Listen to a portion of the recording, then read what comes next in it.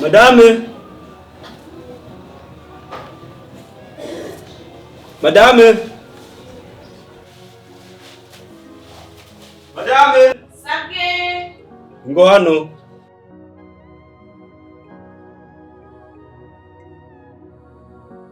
Yego.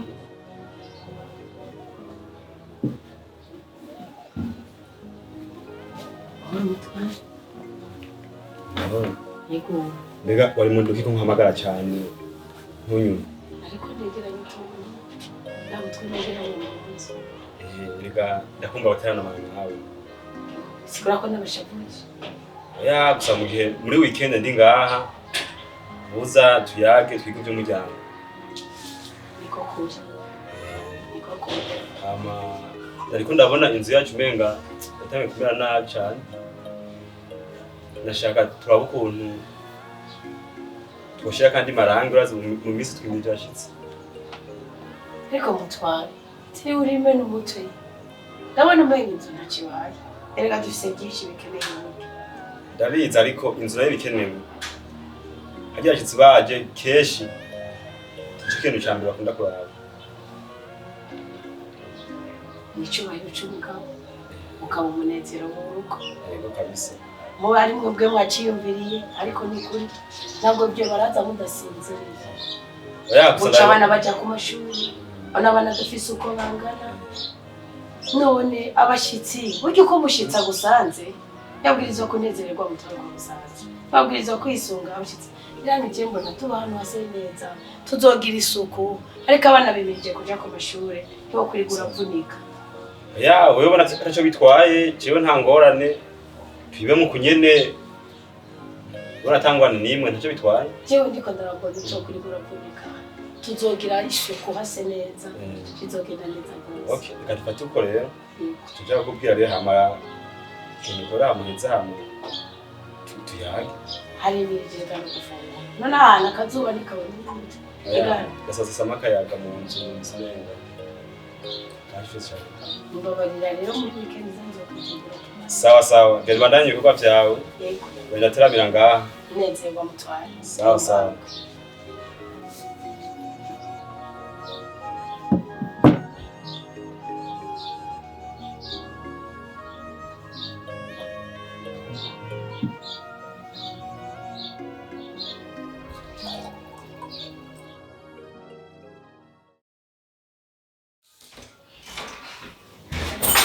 Saragiye isanya ingerukazi. Dani je biracho madame. Yekome.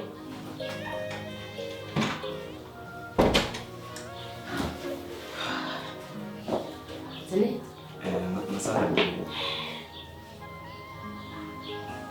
Nakufashe ko wini. Madame kasida kuruhisha.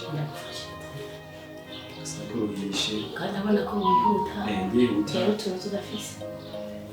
Ndoki yatsumbiriye. Dukeneye mu gikoni. Vuba dufashe mu kaduha k'ibihumbi 10 wamukoze. Reka tuntu twose abagabo muja mumenye. Yego. Muri stock hari tuntu dukeneye nta mafaranga sigara. Sawa. Hariho nakandi na telefone mu bari. Neza telefone y'akazi nyaruka.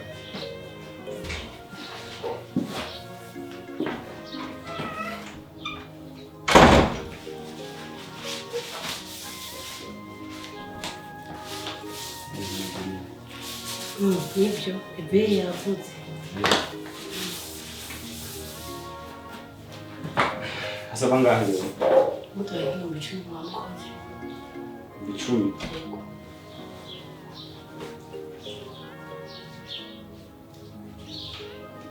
Ndio ko nukoresha ya. Ezarenga 10. Nibe turasubiye. Mani kwihetse kenda guherekeza dakozwe mu bwinshi.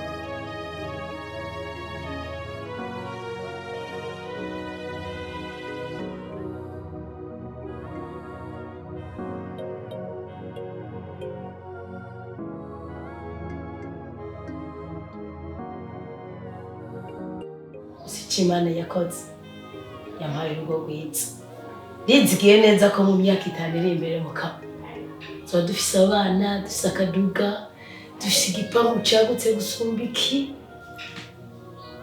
twaravuye mu gupanga tubi wacu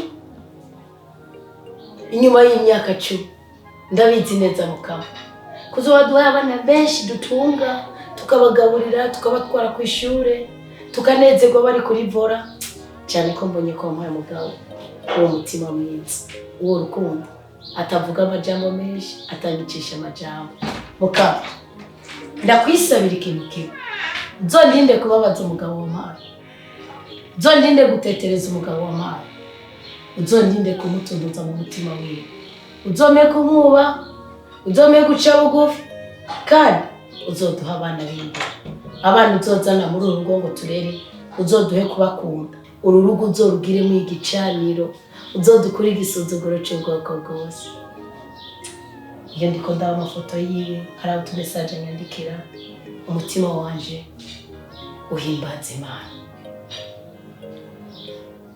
reka ndeke gusoma Elize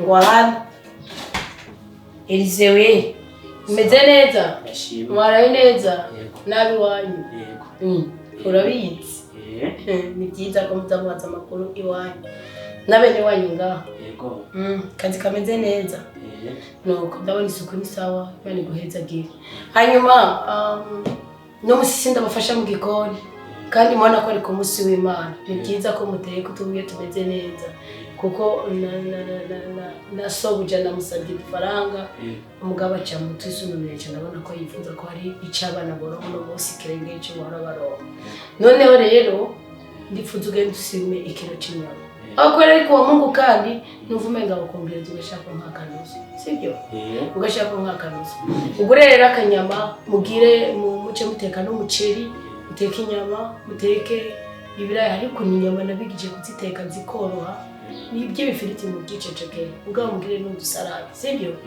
hanyuma mutegure ubwo rero kubera ko ntazi sashikira ndifuza ko saa sita ukabura ngo muzamushize ku meza kandi ndifuza ko mwebwe iby'iwanyu mubikora ko mugaca mufungura kugira ngo ntabacereze gufungura abana bandi sibyo siko ibisigaye rero jengira amasoni impapuro ntimungore televiziyo zanyu mushira hariya ntimumvugize ko amacu ubu turi mu examen ni kuvuga akazi kenshi ndagakorera nga ugeranije no ku kazi sibyo ngira ngo sori impapuro z'abana impapuro zayibarirwa gukora examen yanjye we cubona udashoboye umamagara ntuteke nabi teka umucetera gapira wakaryoshe sibyo ibyo udashobora umamagara mugabo ubishobora ubikore kuko mfite akazi kenshi nane ngo amafaranga ngaho masa kanti Zekati mwe kyo chinyama sasa uko yashoboka naco nake urambwira nagwira nawe nyene urambari kamure mo rero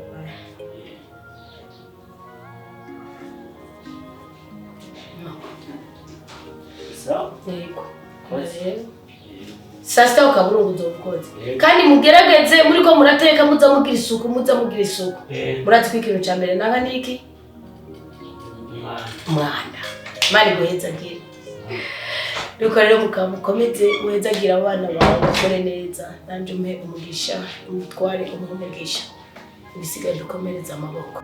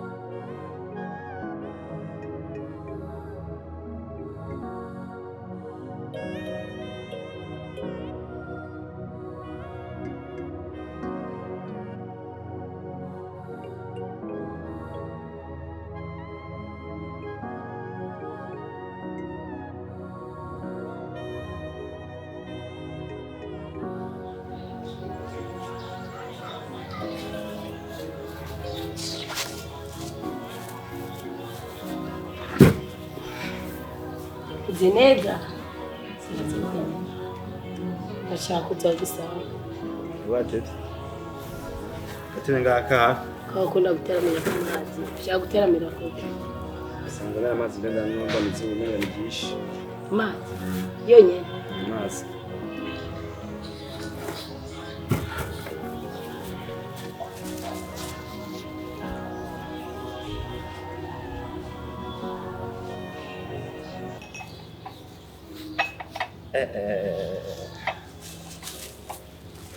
ibintu nk'ibyo byose bizaniye rimwe yes umugore w'intwari waramuhenze gicwe Imana yarampaye umugore akerebutse nzoyihiki nzoyishimira nzoyishimira yaba ari umunonoho ikintu nzoyibyarira abana beza bayikorera bayubaha kuko yarampeze gica ikintu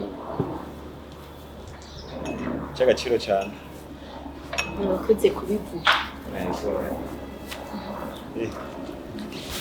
reka wicara ku gatebe cyakwicara ngaha niho mukubona neza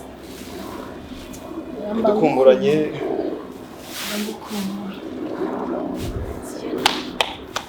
meze neza nuko ahantu hari inyota nyinshi izuba mazi n'ubuzima Imana yaraduhenze amazi n'ubuzima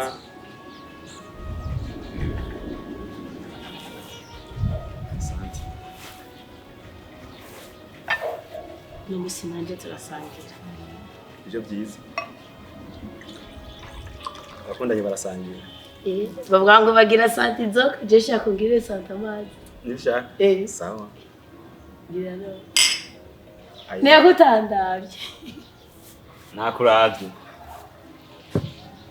mwakoze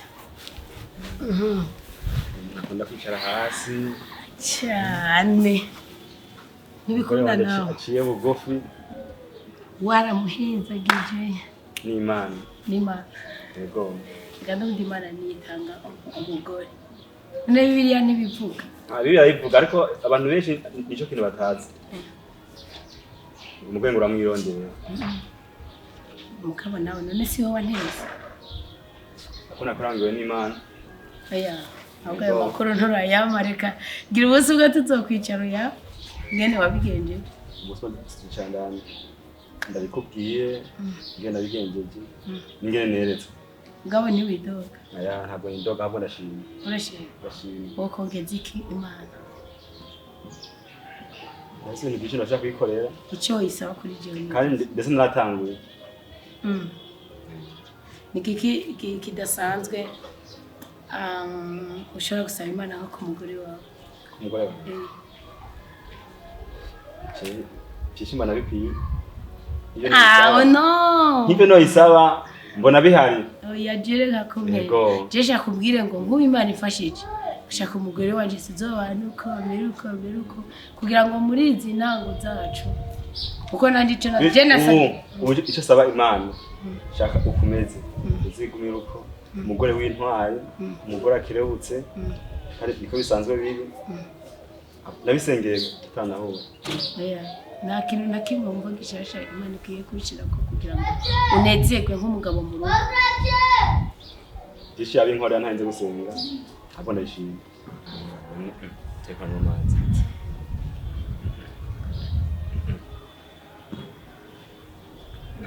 Zana.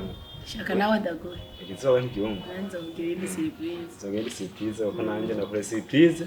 Utari byiteguriye. Ari ndagushimye. Rero madame wanje. Sabki. Ujya rero. Uruje ngaha ndagukeneye. Ujya nari maze umwanya muremure ngaha ndi mu vyumviro byinshi. Nari ngiye mbona uraje ndagukeneye.